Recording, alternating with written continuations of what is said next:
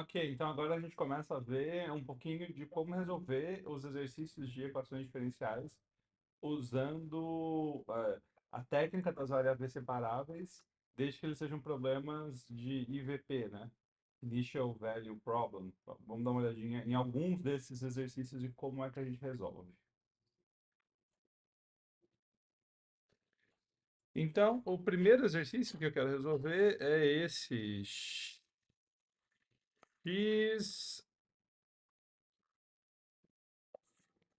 dy dx é igual a y quadrado menos y. E aí ele dá algumas condições iniciais, né? E aí essas condições iniciais, que são os pontos iniciais, são valores para xy.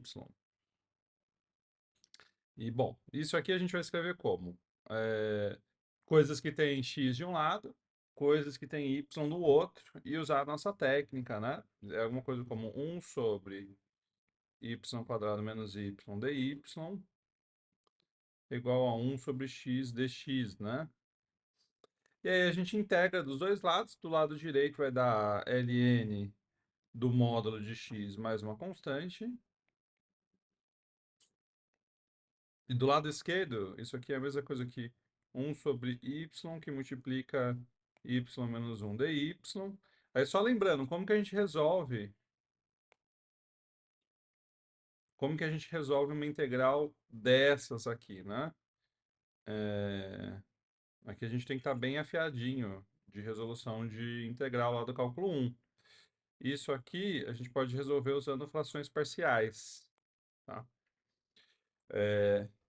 Então, para resolver usando frações parciais, eu tenho que escrever 1 sobre y menos 1 como uma soma de uma fração que é 1 sobre y e 1 sobre y menos 1, né?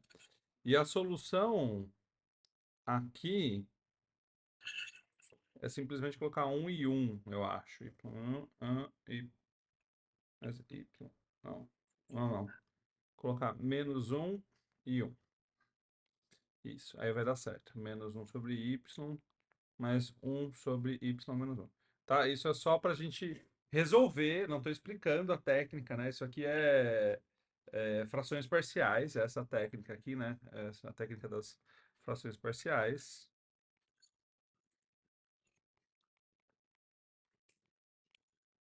que a gente já viu aí anteriormente. Então, o que que isso quer dizer? Quer dizer que essa integral é igual a essa integral mais essa integral. Então, isso aqui vai dar menos ln de y mais ln de y menos 1 é igual a ln do módulo de x mais uma constante. Isso aqui é a solução implícita, né? Aí, usando essa solução implícita, desculpa, tudo aqui é módulo, né? Ln do módulo de y, ln do módulo de y menos 1. Aí, usando essa solução implícita, a gente pode calcular o valor das constantes. Ok.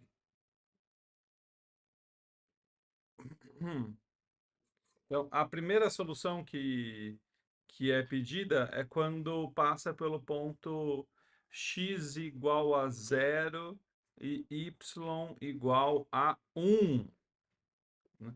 Então, x igual a 0, y igual a 1 é uma solução.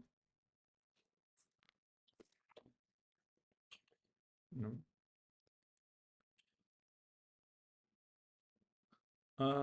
Ok. E nesse caso, né, a gente não consegue substituir o x igual a 0 aqui. Não dá para colocar x igual a 0 nessa conta, né? O zero não passa, a princípio, por esses gráficos. É, e é verdade, né? Não passa mesmo. E é quando a gente faz essas coisas de, vou passar o x dividindo para o outro lado, né? Nessa passagem eu estou assumindo que o x não é zero. Agora, se o x for, se passa pelo zero, Então, o y de zero ao quadrado tem que ser igual ao y de zero, né? Então, quer dizer que o y de zero pode ser 1 ou pode ser zero. Só essas únicas duas opções, se o x for zero. Ahn, ok. Então, baseado nisso, como que a gente continua, então, a resolver o exercício, né? Então, a gente já sabe que se o x for zero, olhando para a equação inicial, né?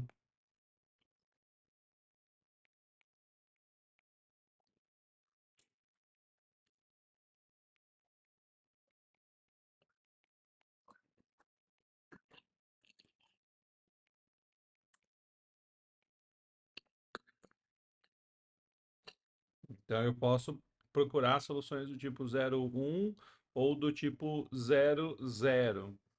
E aí as soluções que a gente vai querer encontrar nesse caso são as soluções triviais, né? São as soluções do tipo y igual a uma constante. Então, se passa no ponto 0, 0, eu vou verificar se a solução y igual a zero constante satisfaz. E satisfaz, né? E outra, se ele passa no ponto 0, 1, se ele passa no ponto 0, 1, eu vou querer verificar se a constante y igual a 1 satisfaz. E satisfaz também, né? Porque nos dois casos, o dy dx vale zero. E o y, como é constante, né, igual a zero ou igual a 1 ao quadrado, ele é igual a ele mesmo. Então, essas são as soluções iniciais, né, para o 0, 0 e para o 0, 1. E para o 1/4, 1/4, né? Para 1/4, 1/4, aí eu tenho que substituir para achar o valor dessa constante e resolver explicitamente. Vai dar menos ln de 1/4 mais ln de 3/4 igual a ln de 1/4 mais a minha constante c. Então, isso aqui vai dar ln de 3/4 menos duas vezes ln de 1/4 igual a minha constante c. E aí eu consigo achar o valor da minha constante c, né? Porque isso aí vai dar 1 sobre 16, aí eu vou multiplicar por 16 em cima, e aí vai dar ln de 12, né? Igual a c. E bom, de qualquer forma, como que eu transformo isso aqui em uma solução, explícita, né? Eu posso fazer e elevado dos dois lados. E aí eu fico com eu fico com é,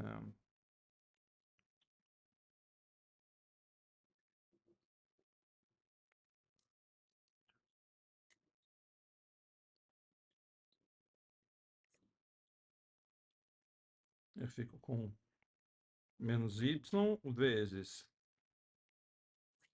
y menos 1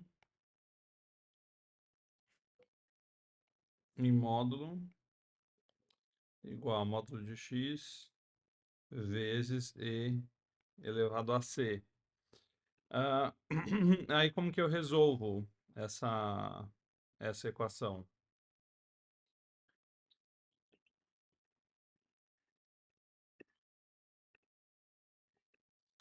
Desculpa, vai ficar e elevado a menos ln de y, né? Isso, então isso aqui é simplesmente o ln de y aqui embaixo. O módulo de y aqui embaixo, isso, agora sim. A outra equação não estava fazendo sentido. Bom, aí isso aqui é um módulo geral que eu posso escrever 1 menos 1 sobre y igual ao módulo de x e elevado a c. E bom, aí eu preciso, né, ponderar sobre os valores de y que vão tornar esse módulo positivo ou não.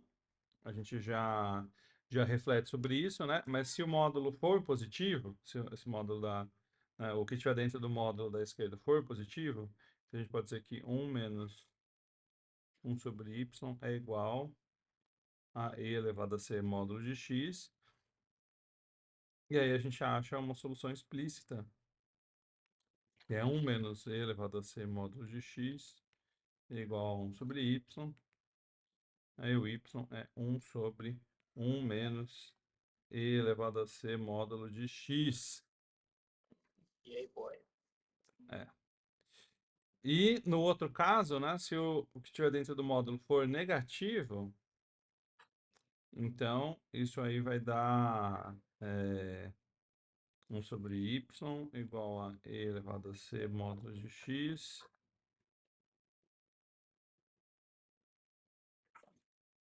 mais 1. E o y vai dar 1 sobre 1 mais e elevado a c módulo de x. Isso vai depender se esse módulo de 1 menos 1 sobre y é positivo ou não, né? E quando que ele vai ser, negativo, né? Quando que 1 sobre y é maior do que 1? Quando y for menor do que 1. Né? O y estiver entre 0 e 1, que é o nosso caso, né? Então, isso aqui é para o y entre 0 e 1. Isso aqui é para o y maior do que 1. Mas, de qualquer forma, eu acho que a solução que ele queria que você desse era a solução implícita também. Então, isso não faria muita diferença, né?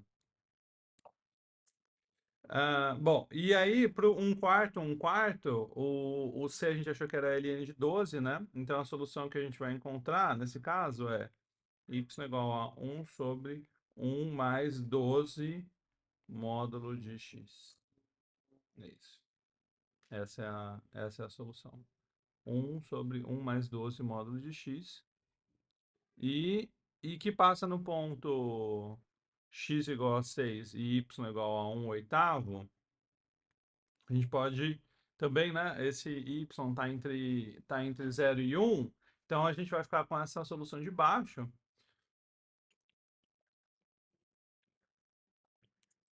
A gente fica com essa solução aqui de baixo.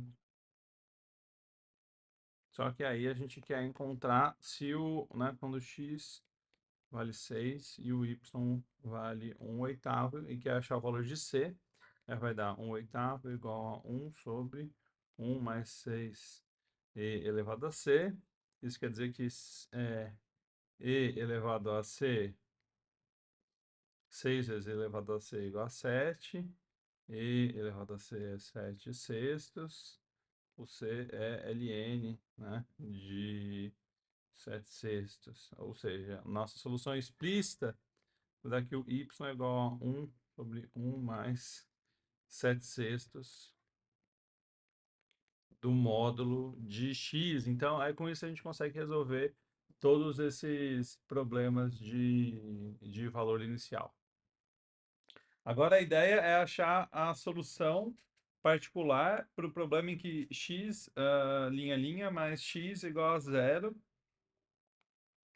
Aí ela te dá que a solução geral é essa aqui, que x é igual a C1 constando t mais C2 seno t, e te dá o IVP, né? Agora, a grande questão é a seguinte: como que a gente chega nessa solução geral? Então, quando você tem uma EDO linear, assim, com coeficientes constantes, uma ideia é sempre tentar uma solução do tipo x igual a e elevado a mt, como a gente fez no outro vídeo, né? E aí x' aqui é m e elevado a mt, e aí x duas linhas é m quadrado e elevado a mt. Aí a gente substitui e chega em m quadrado e elevado a mt mais e elevado a mt igual a zero, e aí você chega aqui m quadrado mais 1 igual a zero, né? Ou seja, é um número complexo, m é mais ou menos i. E aí as soluções que ele propõe são da forma x igual a e elevado a it e x e elevado a menos it, né? É só lembrando da teoria de variáveis complexas, o e elevado a i vezes t era cosseno t mais i seno t, e o elevado a menos it era cosseno t menos i seno t, né?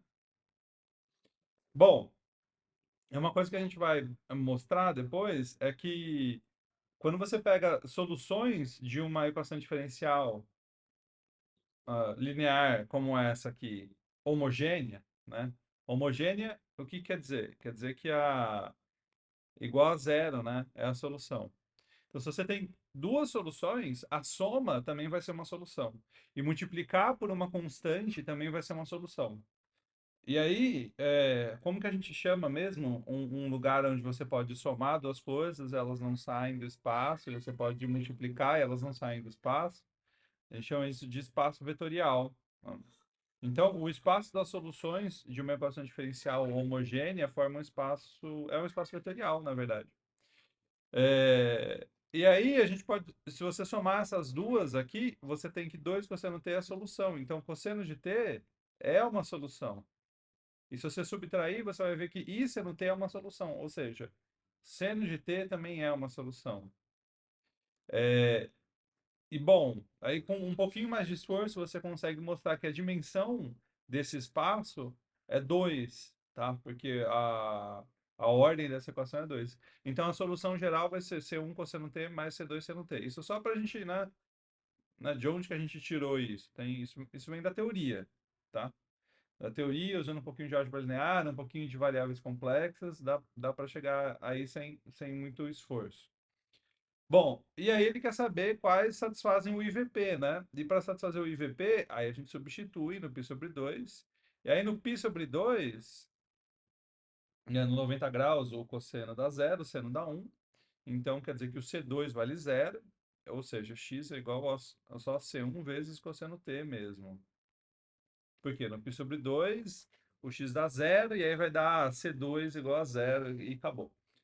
E bom, aí se a gente deriva, né, a derivada disso o x' é menos C1 seno t, e no π sobre 2 tem que dar 1, ou seja, C1 é menos 1. Logo, a minha solução aqui é x de t igual a menos cosseno t. Essa é a solução. Beleza? Vamos dar uma olhadinha agora nesse aqui. Esse nem é IVP, é só de verificar que uma determinada equação implícita é solução de uma EDO. X quadrado mais y quadrado igual a 25, a solução de y' é igual a menos x sobre y. E aí o que a gente faz? A gente deriva implicitamente essa equação da esquerda, e aí isso aqui vai dar 2x mais 2y dy dx, y' é igual a zero. E daqui a gente chega que o y' é menos x sobre y, né? Isolando. E isso independente de ser 25, né, do raio ser 5 ou não. A solução geral de x quadrado, aliás, disso aqui é, como a gente já falou, x quadrado mais y quadrado igual a uma constante positiva, né? Um c positivo, que é o raio da circunferência. Beleza, então essa é o nosso vídeo sobre IVP, problema do valor inicial. E para resolver então esses problemas, a ideia sempre vai ser encontrar uma solução geral, e aí você substituir as condições do IVP na sua solução geral para cair em um sistema. Então, essa vai ser a estratégia básica para resolver todos esses problemas de IVP. E lembrando que a gente tem um teorema que garante que existe solução, ele garante que existe a solução, desde que, né? Então, só para gente lembrar, o teorema, o teoreminha de Picard, como que funciona nesse caso? Ele funciona da seguinte forma: você tem uma equação, né, que diz que é nessa derivada, aqui eu vou colocar em relação a x, tá, do y de x é uma f, né, que depende de x, de y, da primeira derivada até da derivada n menos 1. Desculpa, a gente vai falar do teoreminha de Picard, não do teoremão. Então, no teoreminha, a gente tem só isso, né? A primeira derivada se escreve como uma função de x e de y, e aí você tem uma condição inicial que é o y de x0 é igual a um y0. E aí o ponto é, se existe, né, um retângulo R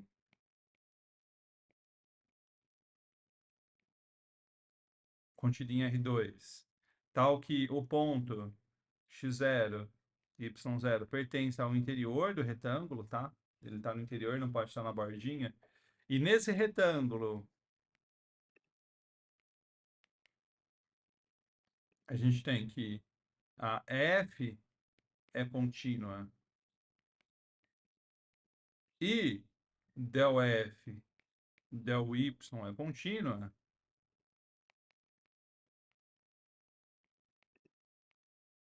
Então, nesse retângulo, a gente consegue garantir que existe uma única solução